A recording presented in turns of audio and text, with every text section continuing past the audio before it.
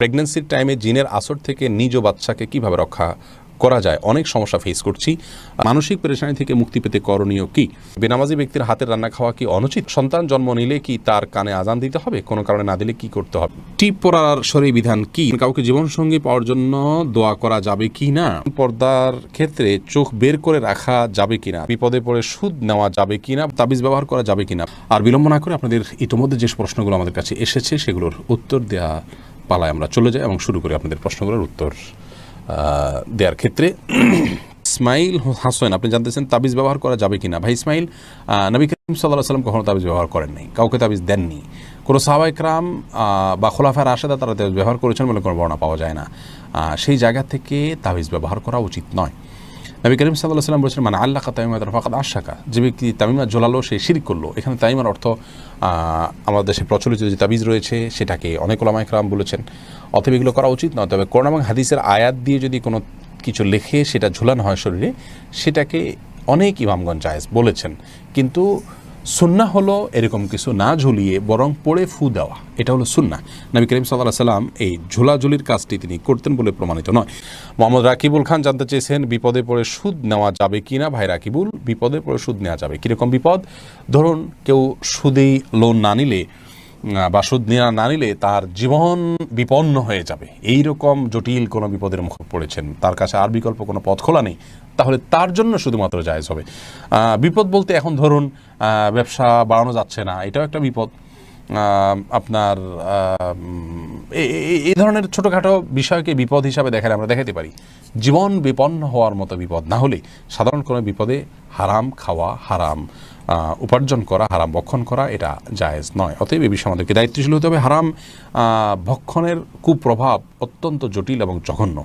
মোহাম্মদ সিয়াম পাটোয়ারি জানতে চেয়েছেন, কাউকে জীবনসঙ্গী পাওয়ার জন্য দোয়া করা যাবে কি না?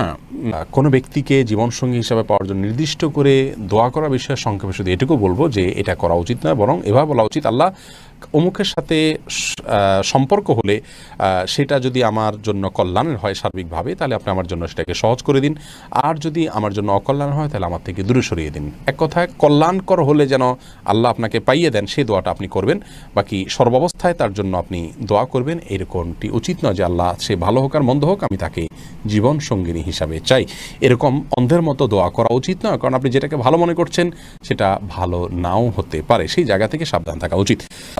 রাউফি ইসলাম জানতে চেয়েছেন, পর্দার ক্ষেত্রে চোখ বের করে রাখা যাবে কিনা, তাতে পর্দার খেলাপ হবে কিনা?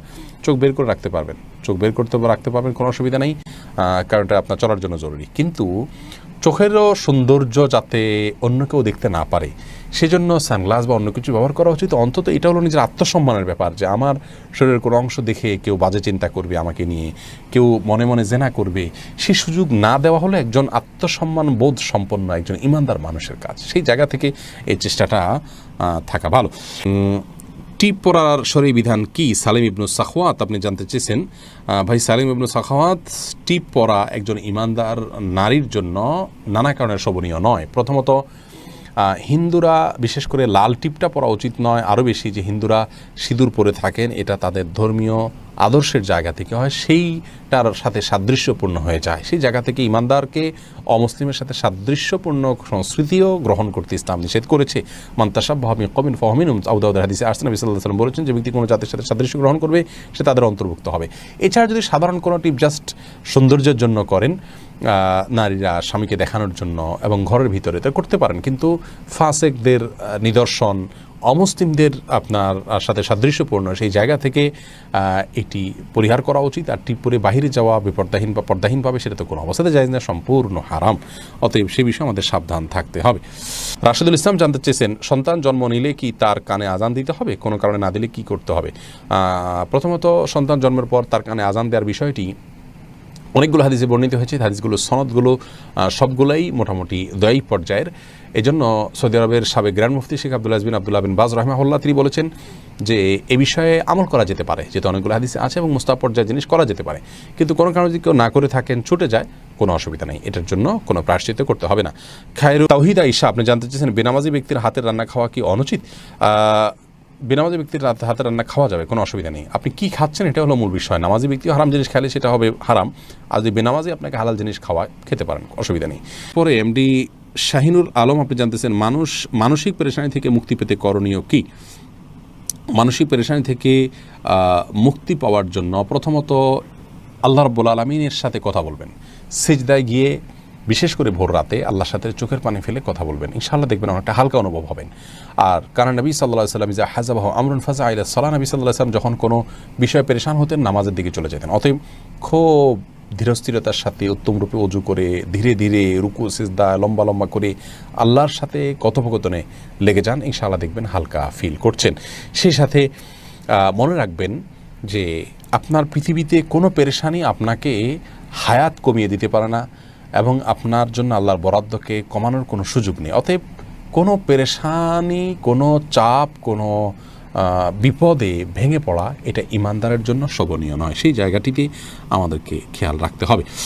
নূরজাহান নূর আপনি জানতে চেয়েছেন মেয়েরা বোরকা না পরে বোরকার বদলে বড় জামা ও হিজাব পরে কি বাইরে যাওয়া যাবে? যেতে পারে, কোনো অসুবিধা নেই। বোরকাই পরতে হবে এমন কোনো কথা নেই। তার শরীরের সৌন্দর্যকে ঢাকতে হবে, অলংকার ইত্যাদিকে ঢাকতে হবে এটা কাপড় দিয়ে। তবে সে কাপড়টাও যাতে আবার দৃষ্টি আকর্ষণকারী না হয় সেদিকটা খেয়াল করতে হবে। যে কোনো একটা কাপড় দিয়ে নিজের সৌন্দর্য ঢাকলেই চলবে, বোরকাই হতে এমন কোনো কথা নাই। জামা যদি হয় তাহলে সে জামাটা যেন খুব বেশি চাকচিক্যপূর্ণ না হয় সেদিকটা খেয়াল রাখতে হবে এবং যথাসম্ভব পুরো শরীর যাতে ঢাকে সেরকম পোশাক পরতে হবে। ধ্রুব তারা এআইডি থেকে আপনি জানতে চেয়েছেন আজানের সময় মেয়েদের মাথায় কাপড় দেওয়া এবং কাপড় থাকা বাধ্যতামূলক কিনা, এই বিষয়ে আমাদের একটা ভিডিও আছে, আপনি দেখে নিতে পারবেন। আজানের সময় মেয়েদের কাপড় দেওয়া মাথায় এটা আবশ্যক কিনা, উত্তর হলো না। আজানের সাথে মাথায় কাপড় দেওয়ার কোনো সম্পর্ক নেই। বাসাবাড়িতে যে সমস্ত মা বোনরা আছেন কিংবা পথে ঘাটে আছেন, মসজিদের সামনে দিয়ে যাচ্ছেন, আজান আওয়াজ শুনছে, ওইটা মাথায় কাপড় টেনে দিতে হবে এমন কোনো বাধ্যবাধকতা নেই। তবে যদি তিনি বাইরে অন্য পুরুষে থাকেন তাহলে সর্বাবস্থায় তাকে মাথায় কাপড় টেনে নেওয়া উচিত, আজান দেওয়া অবস্থায়ও আজান না দিলেও। আর যদি বাসাবাড়িতে থাকেন তাহলে শুধু আজান দেওয়ার কারণে তার মাথায় কাপড় টেনে দেওয়ার বিশেষ কোনো গুরুত্ব ইসলাম শরিয়ার দৃষ্টিকোণ থেকে নাই। আমাদের অনেক মা বোনরা এটাকে অনেক বেশি গুরুত্বপূর্ণ মনে করেন। সুমাইয়া আপনি জানতে চেয়েছেন কোনো মেয়ে কি পর্দা করে বাইক চালাতে পারবে কিনা? কারণ নবী করিম সাল্লাল্লাহু আলাইহি সাল্লাম তো মেয়েদের ঘোড়া চালানো আর তলোয়ার চালানোর শিক্ষা নিতে বলেন নিজেদের হেফাজতের জন্য।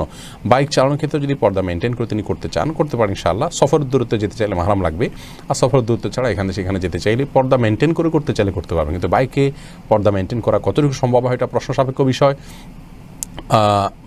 আজকে যত ঘনবসতিতে আমরা থাকি সে যুগে এটা ছিল না। আর দ্বিতীয়ত হলো যে বাতাসের কারণে শরীরের বিভিন্ন অঙ্গ প্রত্যঙ্গ ফুটে উঠবে, যেটা নারীত্বের জন্য অপমান। সেই জায়গা থেকে একান্ত নিরুপায় হলে এটি না করা উচিত, কিন্তু যেহেতু কেউ করেন পর্দার সাথে তাহলে আমরা হারাম বলতে পারবো না।